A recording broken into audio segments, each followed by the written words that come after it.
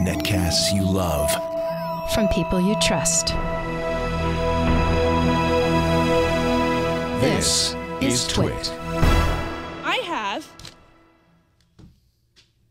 the NVIDIA Shield, or NVIDIA Shield, depending on which person you talk to at which convention, because nobody really knows how to say it right. It's the Shield. It is the Shield. So this has been toted at, CES, at E3, all over the place for the entire year. So it came out maybe a couple months ago, and this thing costs $300.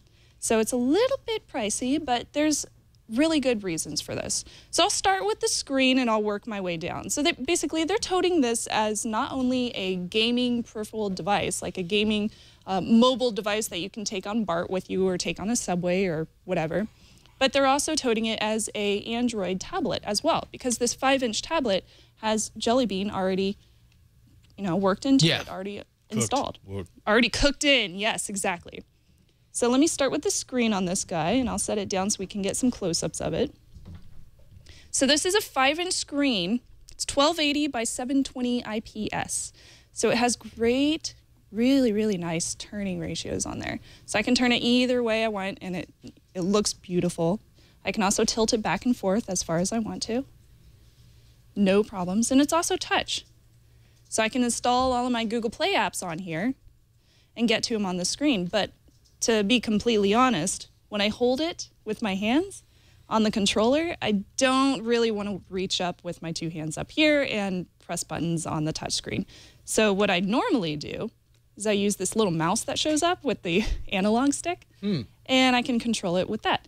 And the other analog stick works kind of as a selector, so I can move around and click on different things. So is that natural? Is that a natural movement on the mouse? Yeah. Did you like using it? I did, yeah. Actually, I really did. So it's kind of interesting. This 5-inch screen is just slightly bigger than my iPhone 5 screen. So it's a pretty decent viewing screen, and because of the resolution, it's really nice to actually watch videos on or whatnot. If I click on YouTube up here, the resolution is beautiful for sharp. an episode of Before You Buy. Yes, density. it is very, very sharp. I was watching this and I could see Leo's pores. It was kind of creepy. Okay. But it is awkward whenever you want to type in text. So if I wanted to search for Before You Buy on here, I had to come up here and type with teeny tiny fingers, Before You Buy. And I will pause that. Could you use the thumb pad, the little joystick to move around the keyboard? You can. But that's tedious. Yeah, you can, but it is very tedious. It's honestly a lot easier to just move your hands up and type in whatever you need. But for text specifically, it is still kind of a pain in the butt because you have to move from the controller up to the screen and back and forth. By the way, the sound on that actually was pretty the audio is my second thing. So the audio is really, really loud. So if I turn this up all the way, I'll go back to that video. And they have a physical audio button on here that I can click, and I can pull it all the way up. So the speakers are right here, these two guys right here. The nice thing is, if you're playing music on here, and you move this down, it gives you a little bit more of a directional sound, so it'll get even louder for you. And because the bottom of this is made with little rubber padding, it's not going to rumble, it's not going to vibrate into your table or anything like that, and you're not going to find it vibrating and causing a bunch of distractions when it's moving around for you. It's nice and sturdy, so you can move it around and not have any problems with the audio. The audio was a big plus for me. I really like that. Now the hardware on this, other than having the rubberized bottom on it, it is 1.5 pounds. So it is a little bit more heavy than other, gaming devices out there. The 3DS, I believe, is less than 1 pound. The Vita is also very, very lightweight. So this one is pretty much the heaviest on the market at the moment. That might be a con for you, depending on how much you're willing to carry in your backpack. Honestly, after putting in my laptop and everything else, it does add a little bit of weight, but it's not necessarily that obvious. And the ports on the back of this include, there we go. All right, so I have a micro USB, and that's specifically for charging. I also have a headphone jack, which is really nice. So I'm not going to bother everybody on BART with Angry Birds or what have you. I also have a little micro SD card slot, which is excellent because you can also add in, data. You can put your photos in here and view those and your music and whatnot. Although games do require you to actually have them on the inside of this. The inside of this can hold 16 gigs of internal storage. So not too bad. It's quite a lot of gigs of internal storage. And then, of course, I also have the mini HDMI port right here for any kind of, external full screen gaming. Exactly. So this is kind of weird. This thing is called the lid. What? So you'd think You broke it. You'd think there was a reason for this. It's this little plastic lid that magnetically hops back on there, and it is just for customizing. So you can put a different color on there. Yeah, you can change colors. It's just an accessory. That's it. I was kind of hoping that it would have like NFC capabilities or some really cool thing that it could do, but it doesn't. Not just be the best or like the quickest thing to get lost. Yes, exactly. The magnetic strip on the back of it is pretty strong, but it's just there to be there, and it costs $20 per lid if you want to buy extras. Yeah, so it comes with the silver one, but there's a black one, a carbon fiber one. Woo! If you want those. You could probably even get a gold one. I think it's kind of ridiculous, but that's I just love me. gold. I love gold. All right.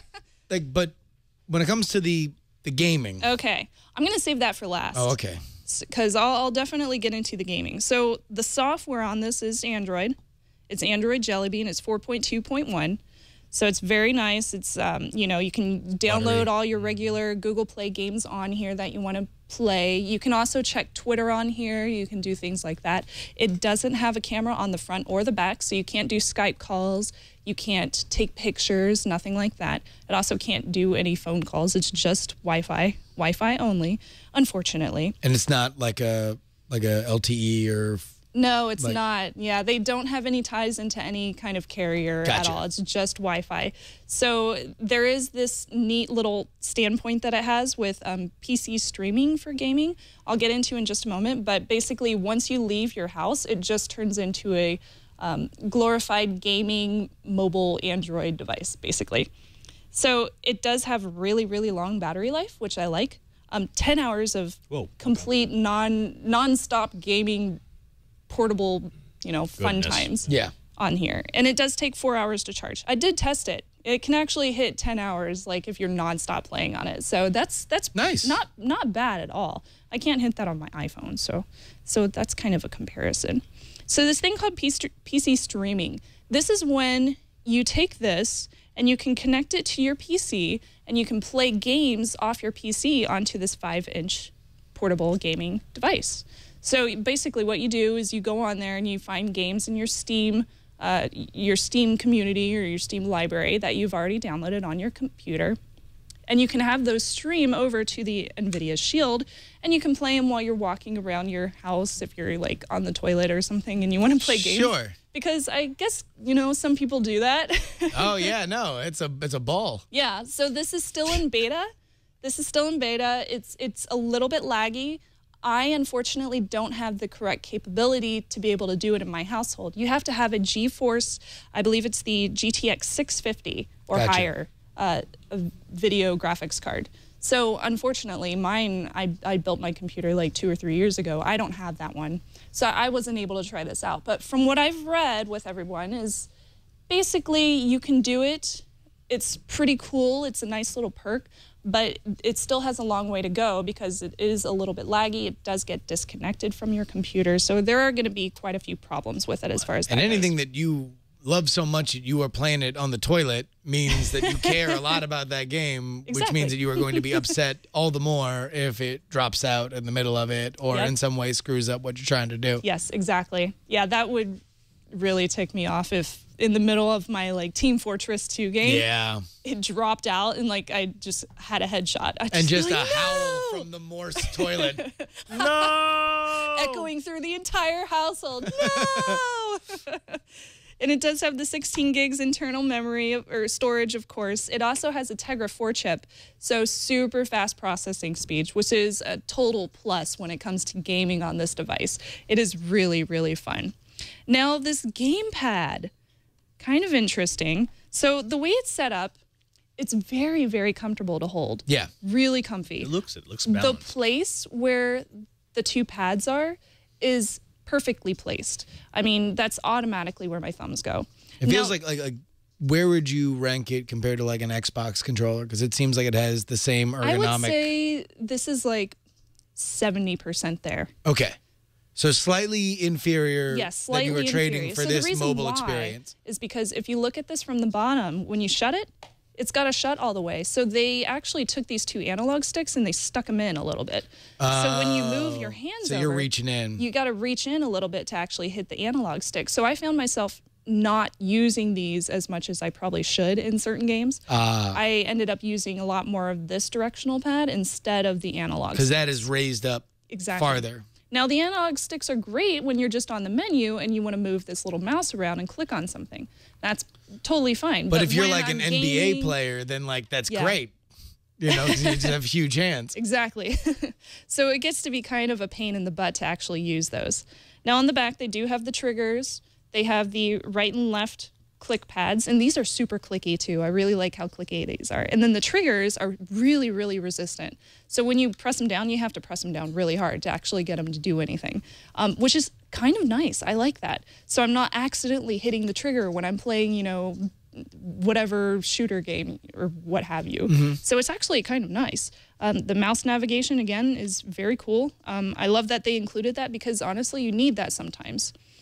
Now, gaming in all, I would say I would probably use this more as a tablet and less for the hardcore gaming. Okay. So it's excellent for viewing like videos on it. The videos look great. I really, really like the screen resolution. The music is awesome. Typing, of course, is a pain, and there's no camera on it. The gaming is really fun. It's very easy. Although the Android games, they may or may not work with the controller because you know a lot of Android games are made for a touchscreen. They're not made for a controller. So the devices, it might not be compatible with the game itself. Also, Did you run into that specifically? not on the games that I tried, but I read a lot about it, and a lot of people did. So there are That's hard when if you buy Yeah. a dedicated Android gaming peripheral Exactly. and like you don't have any guarantees that it will be able to be used by the hottest, awesomest thing that everybody else is playing. now in here. So to get to this, you hit this middle Tegra button right here. Click on that, and you get to this thing called the Shield Store. So this is where you can purchase or find free games that are actually compatible specifically with the NVIDIA Shield. So all of these are different games that they've already tested and they've actually made compatible for the gaming console on here, the actual controller. So all of these are touted to be, you know, very, very good with this.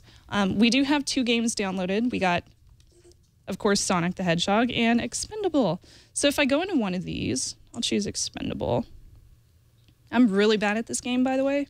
Just letting you know now. This is preloaded, or you're playing over the stream right now? Yes, this is preloaded. So this was already downloaded onto the device. I What was didn't have to- what was the storage space on it? 16 gigs. Gotcha. Yeah, and you can always add on more gigs in the background. And I'll lower the volume so we don't have to listen to that too much. Play. Okay, There I'll should do be it more new things game. exploding by now. Nah, I'll do normal. Why not? I can actually just, you know, I can run around. It's very fluid. It's pretty simple. It's very fun. But I've found myself using this more as a tablet than a gaming product, which is kind of not what they were going for. Yeah. I mean, it would seem like it's a tablet with qualifiers Yeah. and a gaming device with qualifiers. It's made for a very niche audience of, you know, those hardcore mobile gamers, those people that really, really want the new thing. And it's very, very cool. It's a really neat device. And it's so different from anything else on the market right now that I was just like, well, why don't you want it? Sure. But it's also for people that really are into audio and those video obsessions, you know, those video obsessors that really want to have a nice screen that's easily docked. I really like that. You can basically turn this into a dock for your movies and not have to have something sitting up behind it to, you know, prep it up, prop it up. But you have the So, limitations of that screen. Yes, it does have limitations. You know, it is a little bit smaller Yeah. of a screen. It's not as big as most of your tablets on the market. Well, any of the tablets on the market. So my pros and cons with this. My pros. Very, very loud audio, really nice. Excellent screen. The controller build is super fun. It's a very, very comfortable machine to play with. And the processing power on this is great. I wish Tegra 4 was in all of my products. And the cons, of course, it is a little bulky. So when you sit this, in your purse or in your backpack or whatnot, it is rather heavy and it's quite bulky. And the PC streaming compatibility is only available for those GeForce video cards. And that's a really big downfall for a lot of people, is because, they want to be able to stream those games to a mobile device, but you have to have that $150 card to be able to do it.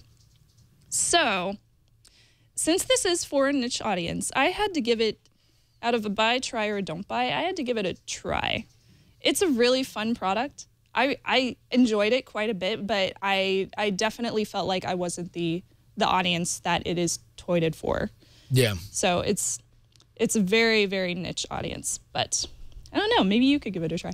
I could. I feel like, I could use it to do my makeup.